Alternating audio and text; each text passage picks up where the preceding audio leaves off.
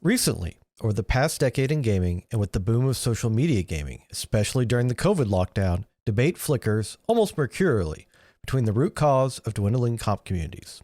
Is it poor balancing, toxic communities, inadequate advertising, or perhaps something else? While I wouldn't pretend various factors aren't at play, there is one dynamic rarely talked about, especially by its benefactors: clip farming.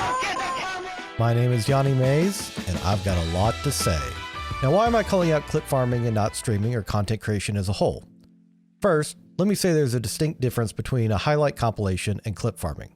Being more direct, a pro or rank 1 player will of course have numerous epic gamer moments, both attributed to their skill level and the sheer number of hours they put into the craft. Sift through enough dirt and you will eventually find gold, so to speak. Showcasing highlights with explanations on why said plays come to fruition strikes a fine balance between education and entertainment. And everyone is entitled to pat themselves on the back for a game-winning 5k ult. If these things are fine, then what would I define as clip farming? From what I have observed, clip farming occurs when a player in a competitive game is not concerned with the win conditions of a match, nor are they concerned with any form of meta, communication, or any fundamentals of team play. They're only concerned with obtaining a serviceable clip to edit for social media. To be blunt, they're more parasitic in nature. Get in, get mine, and get out. And damn everybody else in the game who want a competitive experience. It's why, despite there being thousands of rival Spider-Man compilations on TikTok pulling off crazy 18-piece combos, game-winning pulls, and team-wiping ultimates, the number of Spider-Men feeding in your games playing like their frontal cortex was affected by the Spider Bites radiation versus your Avengers-level threat Spider-Man is at a ratio of about 500 to 1. And yet, heroes like Spider-Man and Black Panther keep getting played.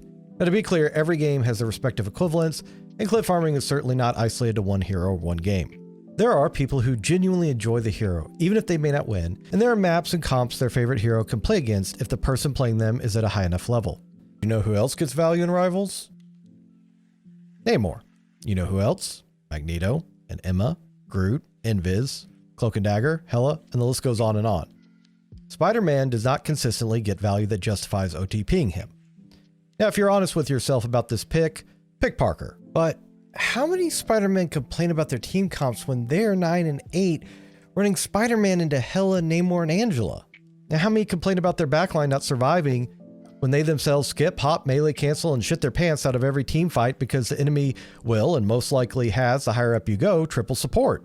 The simple fact of the matter is, going pro in a competitive game is highly unlikely, even if you are one of the most talented players in the competitive pool. Numerous pros have said that streaming is not only easier, without the countless hours of practice, research, scrimmages, and coaching sessions, but it is far more lucrative in the long run. So how can a player make money learning a game if the path to pro is not in their future? Well, they clip farm to grow their social media. Putting forward the scenario of a Spider-Man or Black Panther versus triple support. In the overwhelming majority of scenarios, unless the DPS is infinitely more skilled than the supports, and I don't even mean from a smurfing perspective, the tactic for one of these heroes is simple. Dive in, get out cooldowns, and run away before you catch every form of CC they have. Held in place just long enough for Angela to soar in and touch your friendly neighborhood gooch with her spear. However, tickle fest to tease out cooldowns doesn't make for great clips. It's why historically, KOs get more crowd pops than arm bars in MMA fights. One is explosive and immediate gratification, the other is a methodical temperament, an ebb and flow against an opponent's stamina, strength, and skill. True fans appreciate both, but true fans are a growing minority in society's attempt at always promoting the next big thing to feed a constantly desensitized attention span. Clip farming at its core is completely unauthentic. Yes, a Doctor Strange ult that gets every enemy and cancels several of their ultimates, followed by him one-shotting an entire team, makes for a great highlight, but it almost never happens. Worse, it sets unrealistic expectations of what a play is or looks like. The Strange who only catches and kills the Luna before she builds ult in the backline can arguably have an equally game-winning play, but one person killed in a Strange ult isn't going to qualify for a highlight worthy of capturing. So what happens? You end up with an entire section of the player base constantly waiting for a 6-person ult, aka the perfect moment in time. As a byproduct, the ult is popped with only one condition set in mind: the enemy team grouped up. And when you, or their, Strange hops in the air, he immediately gets hit with a knockback, or an enemy support uses an ult, and the Strange either has his ult unequally traded, or he commits too far in for the ult's AoE effect, and the enemy team spreads its cheeks inside their invis ult. Clip farming almost always shows only the end of the equation, not the methodology of obtaining it. Unfortunately, the numbers for clip farmers inevitably skyrocket, and those in the community looking to justify their time investments with a paycheck LARP into the lottery mindset of, somebody's got to win, might as well be you. Their only win condition is whether or not they get a clip from a match, but it's not practical for anything other than their own selfish gains. The byproduct means you have an entire lobby of clip farmers, or 11 other players have the outcome of their game tainted because Punisher tried to zipline in the back with his ult and got clapped by Magneto's ball of no you. Perhaps most insidiously, the clip farmer can still use this moment for a fails compilation. There's really no downside for their poor play, except for everybody else. Pausing for a moment. I know some will say, you're saying everyone, but the enemy team benefited from the throw. And to this I say, yeah, you're right. But do you really think when they're on your team, they're going to change their behavior, especially if they were rewarded with X amount of views on X social media platform?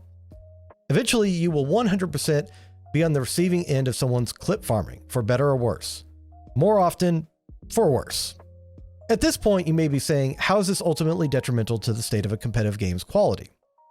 Although it should be self-evident, if even a sizable fraction of the player base is queuing up in a team-based game with a selfish mentality, the rest of the player base finds themselves forced into a supporting actor's role for a lead that can't even act. Yes, I've had pro players in higher lobbies, and I did everything I could to support them in caring because they were, in fact, infinitely better than me, and the best chance we had of winning. But 99% of us are not in this category, and even if we were, Michael Jordan still passed the ball to Pippen, Harper, Longley, or Rodman when he was getting double or triple guarded. And if one of the best players in any sport in history can put the team winning above his highlight reel, you can too. Yeah, LeBron fans, you can argue he surpassed Jordan at this point, but that's really not where I'm going with this. If he can play with his team, you can too. In the current social climate, I expect little to change.